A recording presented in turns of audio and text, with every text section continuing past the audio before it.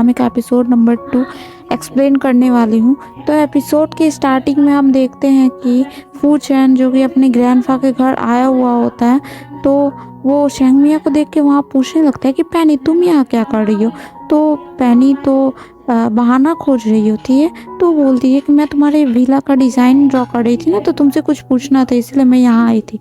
तो फू चैन बोलता है कि लेकिन ये तो मेरे ग्रैंडफा का घर है, तुम यहाँ क्यों आई थी। तभी वो लोग सुनते हैं कि पीछे से ग्रैंडफा आवाज़ दे रहे होते हैं। तो शेंग मिया फू चैन को लेकर कार में कूद जाती है और उसका ड्राइवर भी कार की खिड़कियों को बंद कर देता है। ग्रैंडफा खिड़कियों से अंदर देख रहे होते हैं, लेकिन उन्हें कुछ दिखाई नहीं देता, तो वो वापस चले जाते हैं। पैनी और फू चैन एक दूसरे के बहुत ही ज़्यादा क्लोज होते हैं, जिसके कारण फू चैन के कान लाल होने लगती है। तो पैनी उसे बोलती है कि तुम्हारे कान क्यों लाल हो रहे हैं। तो वो दोनों एक दूसरे को हटाकर बाहर निकल जाते हैं। फिर फू चैन बोलते हैं कि तुम्हें अगर कुछ मुझसे राय मशवरा लेना होगा तो तुम मुझसे डायरेक्ट पूछ सकती हो, यहाँ आने की ज़रूरत नहीं है, और मेरे विला पे भी आ सकती हो। तो पैनी बोलती है कि ठीक है, मैं अब ऐसा ही करूँगा, और वहाँ से चली जाती है। फिर ये भी अपने ग्रैंडपा से मिलने चल जाता है। फिर हमें दिखाया जाता है प्रेजेंटेशन वाला दिन, जिस दिन पैनी अपने प्रोजेक्ट को लेकर आई होती है और सबके सामने प्रेजेंट कर रही होती है। तभी शाओ बोलने लगता है कि तुम्हारा ये प्रोजेक्ट असली नहीं है, ये कॉपी किया हुआ है, इसकी फर्स्ट कॉपी मेरे पास है। और ऐसा कहकर वो उठ के वहाँ से चला जाता है और उसे अपने टैब में दिखाने लगता है कि देखो, इसकी जो ओरिजिनल कॉपी है ये मेरे पास है, तुमने ये डिज़ाइन चोरी किया है, ये तुम्हारा खुद का असली डिज़ाइन नहीं है। पैनी तो शॉक हो जाती है। फिर वो बोलती है कि ठीक है, अगर आपका ये ओरिजिनल डिज़ाइन है तो आप बताइए कि इस डिज़ाइन किस चीज़ से इंस्पायर होकर बनाया गया है। तो शाओ तो एक्सप्लेन नहीं कर पाता, तो पैनी बोलती है कि मैं समझ गई, ये डिज़ाइन मेरा है ना, इसको मैं इसे एक्सप्लेन करके बताती हूँ। तो वो बताती है कि फू चैन जो है ना, उसको पत्तियों से बहुत ज़्यादा लगाव है, इसीलिए वो हमेशा पत्तियों को अपने आसपास रखता है। अपनी कोट में भी वो पत्तियों वाली स्टोन लगाता है, और यही चीज़ पैनी को उसके डिज़ाइन बनाने के लिए इंस्पायर करती है। तभी फू चैन को याद आता है उस दिन पैनी पार्टी में यही नोटिस कर रही होती है। तब वो जाओ को बोल रही होती है कि मेरी और कॉपी ओरिजिनल है, आपकी डुप्लीकेट है, इसलिए मुझे इसका इंस्पायरेशन पता है। तब शाओ घबरा जाता है। फिर वो बोलता है कि अगर तुम्हारी कॉपी ओरिजिनल है तो तुम मुझे अपने टैब दिखाओ। तो पैनी बोलती है हाँ, मैं ज़रूर अपना टैब दिखाऊंगी, ये मेरी अपनी ओरिजिनल कॉपी है। फिर शाओ तो और ज़्यादा बोलने लगता है कि ओरिजिनल कॉपी तुम्हारे पास है तो अपना टैब लाओ, दिखाओ। तभी पैनी को याद आता है कि कुछ दिनों पहले उसके टैब पर किसी ने जानबूझ के पानी गिरा दिया था, जिसके कारण उसकी फाइल्स वगैरह डिलीट हो गए, और ये काम किसी और का नहीं बल्कि शाओ का था। शाओ तो ये सब जान रहा होता है और मन ही मन खुश हो रहा होता है और बोल रहा होता है कि मुझे पता था तुम्हारे पास कोई सबूत नहीं है, देखो उसकी ओरिजिनल कॉपी मेरे पास है और यही असली डिज़ाइन है। अब तो पैनी कुछ नहीं बोल पा रही होती, लेकिन तभी फू चैन का सेक्रेटरी आता है और उसे असली फाइल दे देता है। तभी फू चैन खड़ा होकर बोलता है ये देखो, ये है असली फाइल, पैनी की असली फाइल मेरे पास है, तुम्हें यही ना देखना था साओ, ये लो देखो। पैनी तो बहुत ही ज़्यादा खुश हो जाती है और अपने डिज़ाइन को सबके सामने दिखाने लगती है। जाओ तो ये सब देख के बहुत ज़्यादा एम्बैरस हो जाता है, क्योंकि उसका प्लान फेल होने लगता है। तभी वो पैनी को बहुत ही ज़्यादा उल्टा बोलने लगता है कि तुम एक बहुत ही कैरेक्टरलेस लड़की हो। तभी पैनी उसे थप्पड़ मार देती है। वो भी पैनी को मारने वाला होता है, लेकिन तभी फू चैन एक हीरोइक एंट्री लेकर पैनी को बचा लेता है और बोलता है कि मुझे नहीं पता था तुम इतने गिरे हुए इंसान हो। तभी जाओ बोलता है तुम इस लड़की के लिए हमारी दोस्ती तोड़ रहे हो। तो फू चैन बोलता है मुझे तो दुख होता है कि तुम मेरे दोस्त थे, मुझे अपने आप पे ही गुस्सा आता है कि मैंने तुम जैसे इंसान से दोस्ती की, आज के बाद हम दोनों का रिश्ता यहीं पे ख़त्म है, तुम मेरे दोस्त नहीं हो और मैं तुम्हारे साथ अपनी सारी डील्स कैंसिल करता हूँ। ये सुनकर तो पैनी भी शॉक हो जाती है, और फिर फू चैन सबके सामने पैनी की प्रेजेंटेशन देके उसकी तारीफ कर रहा होता है। पैनी बहुत ज़्यादा खुश हो जाती है। इधर जाओ जो कि बहुत ही डिसअपॉइंट था, इसलिए वो अपनी बहन को फ़ोन करता है और बोलता है कि तुम्हारे पास अभी भी टाइम है, फू चैन को संभाल लो वरना वो पैनी उसे लेके चली जाएगी। इसकी बहन का नाम किम होता है। वो बोलती है कि तुम लूज़र हो, तुमसे कुछ नहीं ना हुआ। तो वो बोल रहा होता है नहीं, उस पैनी की गलती है, उसने मेरा डिज़ाइन चुराया और मेरी जगह प्रेजेंटेशन दे दी, इसमें मेरी कोई गलती नहीं है। तो किम बोलती है कि ठीक है कोई बात नहीं, मैं चाइना जल्द ही आ रही हूँ। फिर इधर दिखाया जाता है लिम को, जो कि पैनी को कॉन्ग्रेचुलेशन बोल रहा होता है क्योंकि उसकी टीम ने इतना अच्छा प्रेजेंटेशन दिया और विला का कॉन्ट्रैक्ट ले लिया। फिर वो बोलता है कि तुम्हें बहुत अच्छे तरीके से काम करना होगा, नहीं तो फू चैन के पता चल जाएगा कि तुम ही शेंग मिया हो। और ऐसा कहकर फिर उसे कॉन्ट्रैक्ट साइन करने जाना होता है शेंग मिया को फू चैन के घर, लेकिन फू चैन तो नहीं जानता था कि वो शेंग मिया। इधर फू चैन रेडी हो रहा था शेंग मिया से मिलने के लिए, तो उसका सेक्रेटरी बोलता, आप तो किसी को अपने विला पे नहीं बुलाते हो साइन करने के लिए, फिर शेंग मिया को क्यों, पैनी को क्यों। इधर पैनी आ जाती है, तब हम देखते हैं कि फू चैन जो कि कॉन्ट्रैक्ट देता है पैनी को साइन करने के लिए, पैनी शेंग मिया सिग्नेचर करके देती है, तब फू चैन लेके देख लेता है कि उसका नाम शेंग मिया है। वो गुस्सा हो जाता है, बोलता है तुम ही शेंग मिया हो, और उसके गर्दन को पकड़ के बोलता है तुमने आज तक मुझे छला है, मेरे साथ धोखाधड़ी किया, मेरे पैसों के लिए तुमने ये सब किया ना, मेरी भावनाओं के साथ खेला, और ऐसा करके उसे मार रहा होता है। तभी हम देखते हैं कि ये सारी चीज़ें जो हो रही होती है ये शेंग मिया की इमेजिनेशन थी, जो कि वो अभी तक सोच रही होती है। फिर वो जैसे ही साइन करने वाली होती है, उसे कुछ आइडिया आता है कि जब फू चैन इसके क्लोज आता है तो वो बहुत ही ज़्यादा शाई हो जाता है, इसीलिए वो एक बहुत ही रोमांटिक अंदाज में फू चैन को उसके कॉलर से पकड़ के उसे सेड्यूस करने की कोशिश कर रही होती है, और फिर अपने लिप्स पे अपने फिंगर को रख के अपनी लिपस्टिक के मार्क से उस पर सिग्नेचर कर देती है और वहाँ से चली जाती है। ये सब देख के तो फू चैन हक्का बक्का रह जाता है और बहुत ही ज़्यादा एम्बैरेस फील कर रहा होता है। तभी उसका सेक्रेटरी आता है और पूछता है कि सर क्या हुआ आपके साथ, तो फू चैन तो कुछ नहीं बताता और बोलता है कि कुछ नहीं, हम मेरी आगे की मीटिंग को कंटिन्यू करो। और फिर उसका सेक्रेटरी तब भी उसे थोड़ा पूछ रहा होता है कि क्या हुआ, बताइए ना सर, ऐसा क्या बात है। तो फिर भी फू चैन नहीं बताता और वहाँ से गिरते गिरते चला जाता है वो। फिर हम देखते हैं कि फू चैन शेंग मिया को लेकर एक डायमंड के ज्वेलरी के शॉप में आया था और उसे बोल रहा था कि मुझे अपनी एक फ्रेंड को गिफ्ट देना है, तो क्या तुम मुझे सजेस्ट कर सकती हो कि कौन सा नेकलेस उसके लिए अच्छा होगा। तब शेंग मिया बोलती है हाँ ज़रूर, मैं सजेस्ट करूँगी। फिर शेंग मिया को एक नेकलेस बहुत ही ज़्यादा पसंद आता है और वो बोलती है कि ये नेकलेस बहुत अच्छा लग रहा है। तब फू चैन उस नेकलेस को देखता है और बोलता है कि तुम्हारी चॉइस बहुत अच्छी है। फिर वो उस नेकलेस को उठा के पैनी के गले में पहना देता है और बोलता है कि हाँ ये बहुत ही ज़्यादा अच्छा लग रहा है। पैनी तो उसे देखे जा रही होती है। फिर फू चैन उसे बहुत ही अच्छे अंदाज में देख रहा होता है। तभी ये दोनों एक दूसरे के क्लोज आने वाले होते हैं, लेकिन पैनी उसे धक्का देती है क्योंकि कोई आ गया था और ये कोई और नहीं बल्कि किम थी। ये फू चैन के गले लग जाती है, जिसे देख के पैनी तो थोड़ा जेलस हो रही थी। फिर पैनी बोलती है कि अच्छा आपकी दोस्त यहाँ आ गई ना, तो मैं अब चलती हूँ यहाँ से। फिर वो बोलती है कि ये कौन है, तो किम का इंट्रोडक्शन दिवा देता है फू चैन कि ये मेरी फ्रेंड है जो कि अब्रॉड में रहती थी, अभी अभी आई है, और ये है मेरी विला की मैनेजर, इंटीरियर डिज़ाइनर, इसका नाम पैनी है।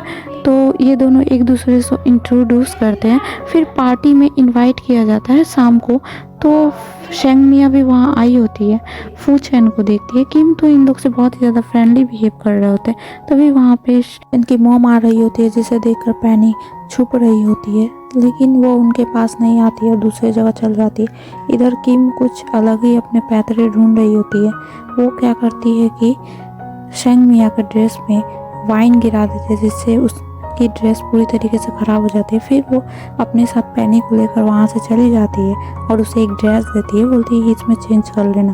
पैनी तो कुछ नहीं समझ पाती है और उस ड्रेस को वहाँ से लेकर चली जाती है। फिर किम यहाँ खुद अपने मन में मुस्कुरा रही होती है, बोल रही थी आज मैं इसे मज़ा चखाऊंगी, देखती हूँ ये क्या कर लेती है। ऐसा करके वहाँ से चली जाती है। फिर हम देखते हैं कि पैनी ने उसी ड्रेस को पहन लिया होता है। फिर किम एक नई तरकीब सोचती है और पैनी के रूम में चली आती है। वो उसके सामने वही पेंडेंट ला के रख देती है जो फू चैन ने शेंग मिया को दिखाया था। पैनी तो देख के ही समझ जाती है कि ये तो वही नेकलेस है जो कि फू चैन ने मुझे दिखाया था। ये सारी चीज़ें किम ने देख ली थी, इसीलिए वो जानबूझ के उसके सामने वो नेकलेस ला के बोलती है कि फू चैन ने मुझे ये गिफ्ट दिया है। तब पैनी समझ जाती है कि फूचेन जिस दोस्त की बात कर रहा था वो किम ही थी जिसके लिए वो नेकलेस खरीदा था। वो किम ही थी जिसके लिए वो नेकलेस खरीदा था। वो तो बहुत ही सैड हो जाती है, लेकिन फिर वो लोग पार्टी में चले जाते हैं। पैनी को देख के फूचेन उसके पास आ जाता है, बोलता है तुम ठीक हो? तो किम बोलती है कि हाँ इसलिए बहुत एकदम ठीक है, और अपने साथ फूचेन को लेके चली जाती है किसी लोग से मिलवाने के लिए। इधर पैनी तो बहुत ही ज़्यादा डिसअपॉइंट थी, इसलिए वो वहाँ से हट जाती है। फिर किम सबके सामने इंट्रोडक्शन दे रही होती है पैनी का और उसे केक कटिंग के लिए बोलती है, लेकिन पैनी जैसे ही आगे बढ़ रही होती है उसकी ड्रेस टूट जाती है। तब उसे याद आता है कि किम ने उसे वो ड्रेस दिया था और किम ने ही उसके स्ट्राइप्स को काट दिया था, लेकिन फूचेन एक एंट्री मारकर हीरो की तरह उसे कोट अपना पहना देता है और उसे सबके सामने से बचा लेता है। इधर किम का तो पूरा प्लान फेल हो गया था।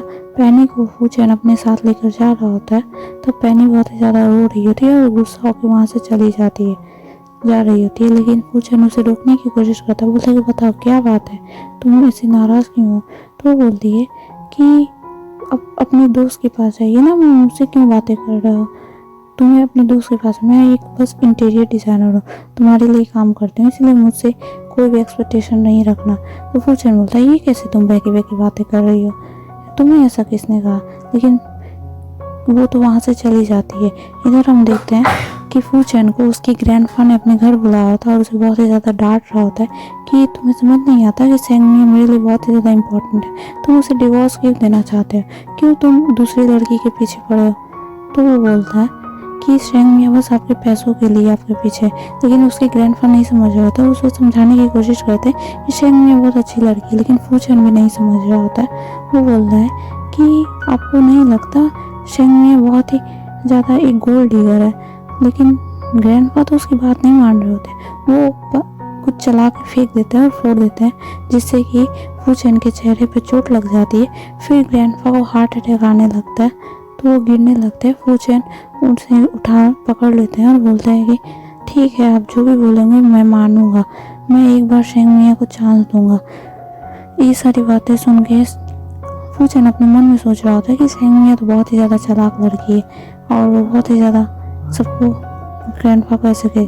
फिर इधर फूचेन अपने चेहरे को छुपा रहा होता है पैनी से, क्योंकि उसकी चोट लगी थी ना एक गाल में। इधर पैनी आती है तो कुछ नहीं बोलती, फाइल को रख कर चली जाती है। फिर वो बता रही होती है अपने डिज़ाइन की प्रोजेक्ट वगैरह को समझा रही होती है, लेकिन वो देख रही होती है कि फूचेन तो उसकी तरफ अटेंटिव ही नहीं है। जब फूचेन अपने चेहरे को घुमाता है तो वो देख लेती है कि उसके चेहरे पे कट है। फिर हम देखते हैं कि पैनी फूचेन के चेहरे पे ऑर्नामेंट लगा रही होती है, तो फूचेन पूछ रही होती है कि तुम्हें दर्द तो नहीं हो रहा, लेकिन फूचेन बोलता नहीं, तुम ऑर्नामेंट लगा रही हो ना, मुझे दर्द नहीं हो रहा, मुझे अच्छा लग रहा है। तभी उसका असिस्टेंट दवा लेकर आ जाता है।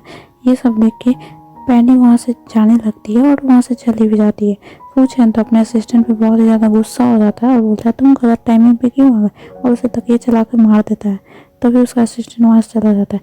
फिर वो अपने असिस्टेंट से पूछ रहा होता है कि अच्छा तुम बता, अगर कोई लड़की तुम्हारे दूसरे फीमेल बेस्ट फ्रेंड से जेलस हो रही हो तो तुम्हें क्या लगता है?